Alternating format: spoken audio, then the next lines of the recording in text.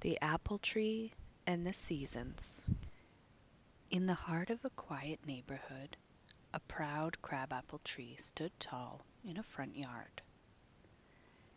Each spring she dressed herself in delicate blossoms, pink and white, like clouds that had come to rest upon her branches. Neighbors paused to admire her beauty, and birds danced among her fragrant blooms. The tree felt radiant, as though she were the queen of the season.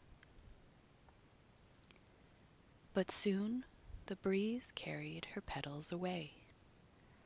One by one they drifted to the ground, leaving her branches bare. Where the blossoms once were, tiny green apples began to grow.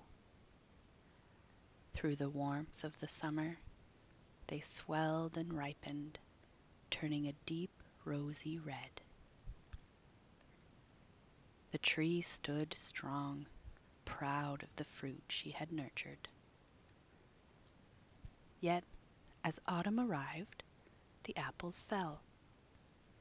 Some tumbled gracefully, while others splattered against the earth, staining the ground with dark burgundy mess.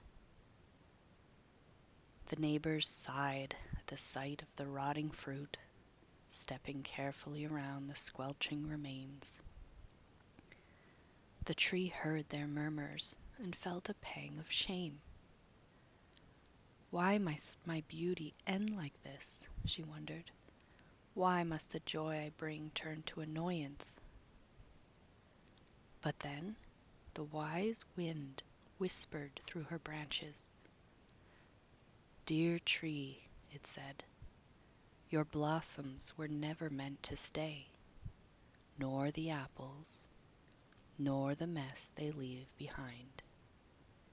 Each season has its purpose, just as you do. The fallen fruit feeds the earth, and from that nourishment, new blossoms will bloom again.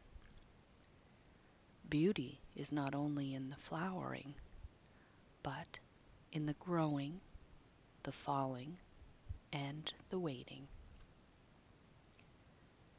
The tree listened and understood.